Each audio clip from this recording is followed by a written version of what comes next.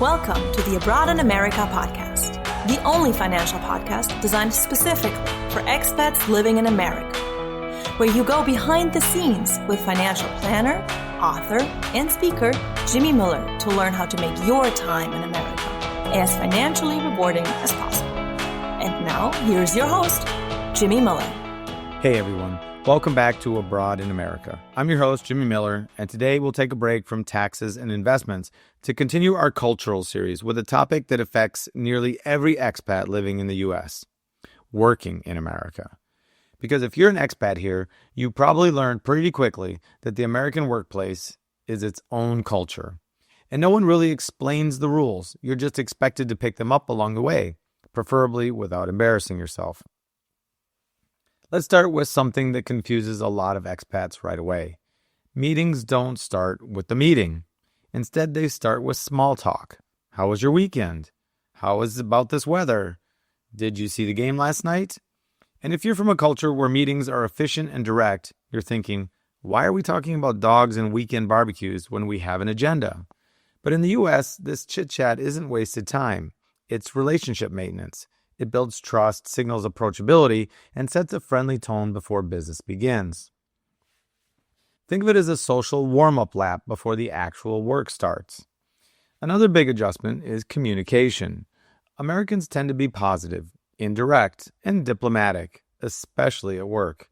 You'll hear phrases like, "That's an interesting idea. Let's circle back to that." Or, "We should definitely explore this further." And sometimes those phrases mean no. This can be confusing if you come from a more direct culture where feedback is clear and unambiguous. In the U.S., preserving harmony is often more important than being bluntly honest. Reading between the lines becomes a critical workplace skill. Now next, let's talk about feedback, because this one trips up a lot of expats. In American workplaces, feedback is often delivered in a sandwich framework. Positive, then constructive, and then positive. So you might hear, "You're doing a great job overall. We just want to see a bit more initiative in meetings, but your teamwork has been fantastic." Now, if you're not used to this, you may walk away thinking everything is perfect, when there was actually a very clear message in the middle.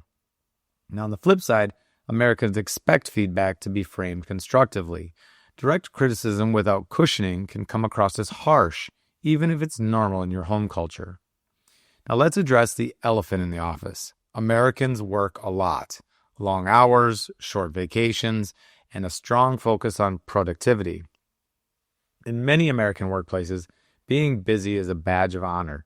People talk about how early they logged on, how late they stayed, and how full their calendars are. This doesn't always mean they expect you to burn out, but it does mean there's a cultural emphasis on showing commitment.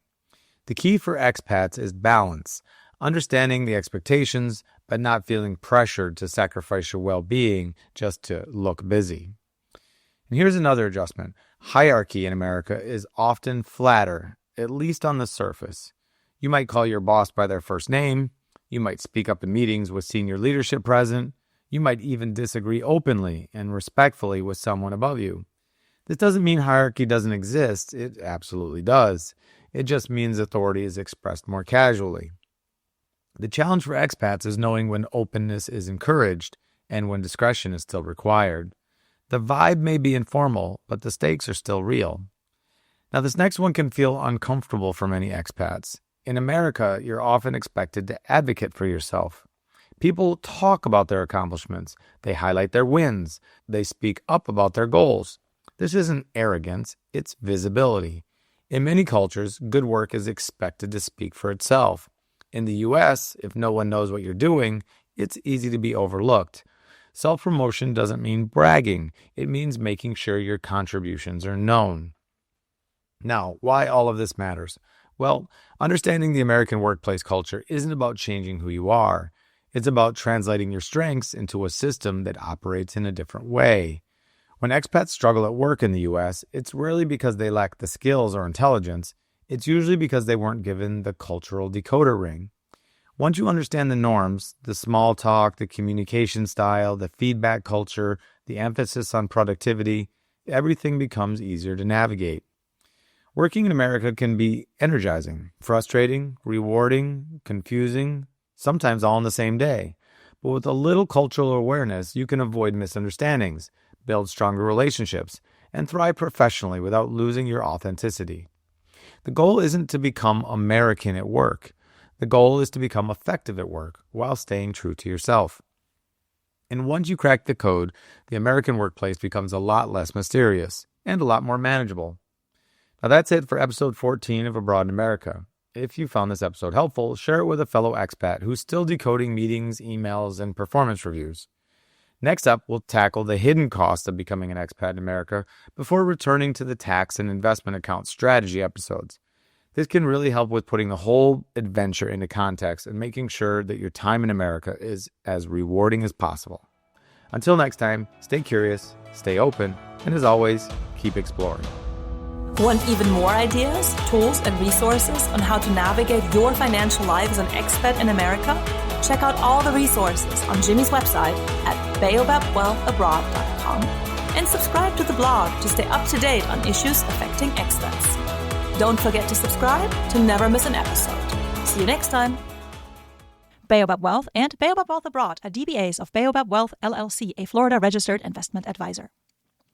This podcast is designed for general education purposes only and shouldn't be taken as legal, investment, or tax advice. You should seek out a qualified tax professional or licensed financial advisor to determine what is best for your personal situation.